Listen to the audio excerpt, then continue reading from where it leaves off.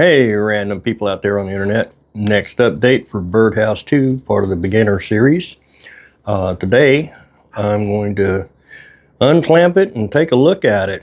I've often said that one of the most difficult things to do when doing smaller projects is gluing it all together. And the more difficult part of that is finding ways to clamp it. So, as I said in my last video, my alter ego, Dr. Frankenclamp, has been busy with the project, and lo and behold, there it is. So when you're clamping up something, you want to make sure that any place that has glue contact has pressure against it until the glue has dried. This set up yesterday, so it's pretty dry by now, but I've got pressure this way to hold the roof on, and I got pressure this way to hold the roof on, and then I got pressure all the way around to clamp it all together and hold it tight. So we're going to pull clamps and start to look at what we ended up with.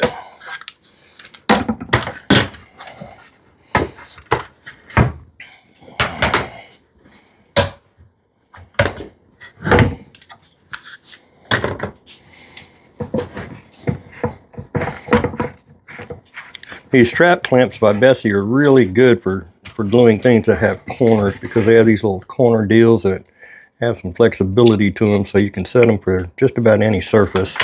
That's real helpful when gluing together something a little more complex like this birdhouse.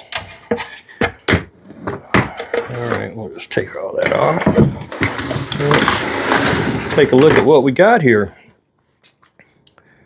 So, as you move around, you can see I've put a little dormer roof over there. Put a little thing for the bird to land on before he goes in there. Got a little chimney here. Oh no, not too bad. So next steps.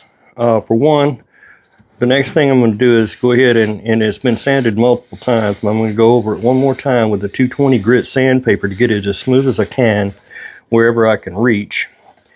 I'm also going to drill a small hole in the peak right here. If you've ever done a birdhouse, one of the things you need to make sure you do is to provide ventilation through it.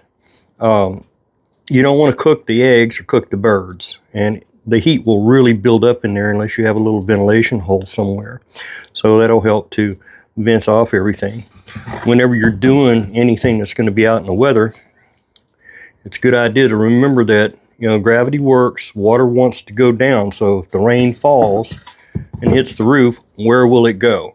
Obviously, you got these sheds and you got these sheds, but also whenever you're doing trim pieces or things like that, you want these to overlap whatever uprights you may have, so that there's not a seam in which water will gather easily and drain into.